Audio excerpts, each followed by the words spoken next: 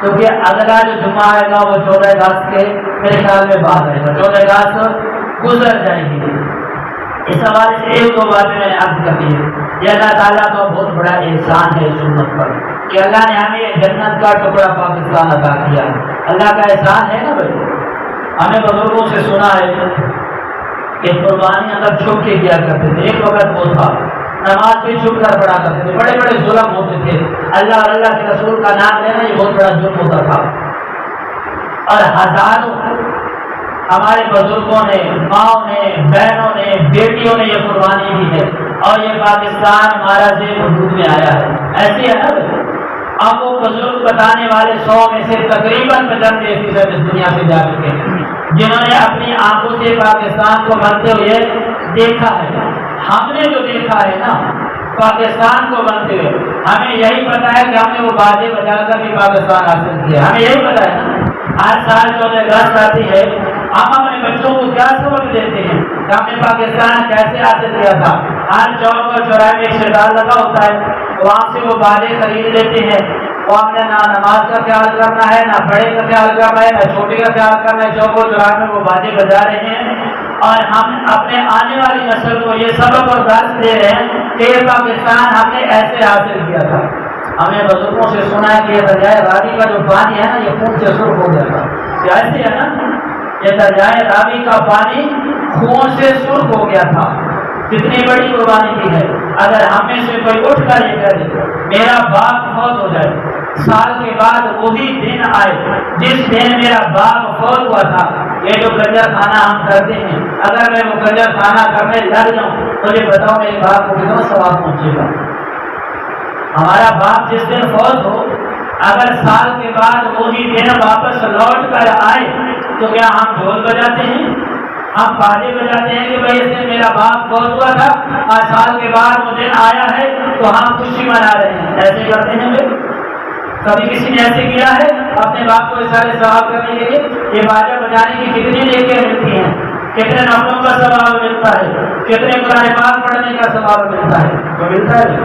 ہم اپنے باپ کے لیے کیا کرتے ہیں؟ سال کے بعد یہ قرآن پڑھتے ہیں نا، حضور کا فرمان پڑھتے ہیں، اس کے سارے ثواب کرنے کے لیے ختم دلاتے ہیں، محفل کرتے ہیں، یہی کچھ ہوتا ہے نا اپنے باپ کو سارے ثواب کرنے کے لیے۔ لیکن ہزاروں ہماری ماؤں بہنوں بیٹیوں نے، بزرگوں نے، بھائیوں نے، نوجوانوں نے قربانی دی ہے، اتنی بڑی قربانی دی ہے، اگر سال کے بعد وہ دن آتا ہے کیا ہم اس طرح ان کو خراج عقیدت پیش کر رہے ہیں کہ بے حیائی کا مظاہرہ کر کے، ایک کنجر خانہ کر کے ہم ان کو اشارے سوال کر رہے ہیں؟ ان بچوں بیچاروں کا کیا قصور ہے، تو کیا پتا ہے؟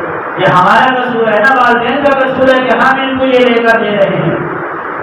اگر ہم ان کی تربیت کریں، ان کے ہاتھ میں قرآن پاک میں بیٹا آج کے دن یہ ہمارا ملک آزاد ہوا تھا اور اتنی بڑی قربانی کے بعد آزاد ہوا تھا، یہ پڑھیں، قرآن پڑھیں، سورۃ فاتحہ پڑھیں، اخلاص پڑھیں، جو آتا ہے وہ پڑھیں، اور ان شہداء کو سارے ثواب کریں جن کی قربانی کا صدقہ ہے کہ میری اور آپ کی ماں اور بہن اور بیٹیوں کی عزت محفوظ ہے۔ اس وقت پتہ ہے ہماری ماں اور بہن بیٹیوں کے ساتھ کیا کچھ ہوا تھا، اس میں کیا بھول چکے ہیں، ہمارے ساتھ نہیں نہ ہوا۔ اگر ہماری حقیقی ماں بہنوں بیٹیوں کے ساتھ ایسے ہوتا پھر ہمیں پتا ہوتا نا، وہ تو ہماری حقیقی نہیں تھی، اور آج حقیقت میں دیکھا جائے تو حقیقی وہ تھی، انہوں نے اتنی بڑی قربانی دی اور ہمارے لیے دی ہے کہ آج ہم آزاد ہیں، انہوں نے بہت بڑی قربانی دی ہے۔ تو میرے بھائی میری بات کو محسوس بھی نہیں کرنا ہے، یہ میرا حق بنتا ہے، یہ میرا فرض بنتا ہے آپ تک یہ بات پہنچانا کہ ہم نے باجا دے کر نہیں دینا، اگر میں اپنے بچوں کی تربیت کرنی ہے کہ بیٹا یہ ملک ایسے آزاد ہوا تھا، یہ ملک ایسے آزاد ہوا تھا، بہت بڑی قربانی دے کر ہم نے یہ ملک حاصل کیا۔ یاد رکھنا، اگر اپنے بچوں کی تربیت یہ کرتی ہے جو آج ہم کر رہے ہیں، کل ہمارے مرنے کے بعد ہمارے بچے، ہمارے مرنے کے بعد ہمارے سارے ثواب کے لیے بھی یہی کچھ کریں گے۔ پہلے اکثر میں مثال دے چکا ہوں 3-4 دن پہلے یا مہینہ 1.5 مہینہ پہلے کہ دو بندہ جس شعبے کے ساتھ منسلک ہوتا ہے نا، اس کے مرنے کے بعد وہی کچھ ہوتا ہے۔ ایک کھلاڑی ہے، اس کے مرنے کے بعد کیا ہوتا ہے، وہ سالانہ ٹورنامنٹ ہو رہا ہوتا ہے، اور اس کے علاوہ جس دن فوت ہو تو برسی کیسے منائی جا رہی ہے کہ وہ کرکٹ کا ٹورنامنٹ ہو رہا ہے، اس پہ سارے ثواب ہو رہا ہے۔ وہ والی بال کا پلیئر تھا تو اس کی یاد میں نا فلاں میموریل والی بال ٹورنامنٹ ایسے ہو رہا ہے نا۔ اب یہ والی بال جو جیتے گا نا اس کو کتنے لوگوں کا ثواب پہنچے گا۔ بھائی ہم جو اپنے اولاد کی تربیت کر کے جا رہے ہیں، کل ہمارے مرنے کے بعد بھی تو یہی کچھ کریں گے نا۔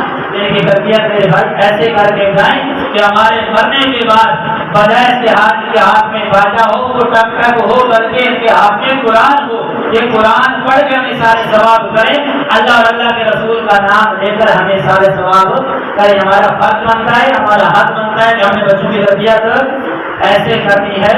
اور ہم تو بڑے ماشاءاللہ ہوتے ہیں، ڈیک لگا کر بلند آواز میں گانے لگا کر خود بھی مزے لینے ہیں اور ساتھ والوں کو بھی مزے لینے ہیں، تو ہمیں ایسا کوئی کام نہیں کرنا ہے جس کی وجہ سے اللہ اور اللہ کے رسول ناراض ہوں اور ان کو ڈاکیوں کو تکلیف پہنچے۔ دعا ہے جو کچھ پڑھا ہے سنا ہے، اللہ تعالیٰ عمل کی توفیق عطا فرمائے۔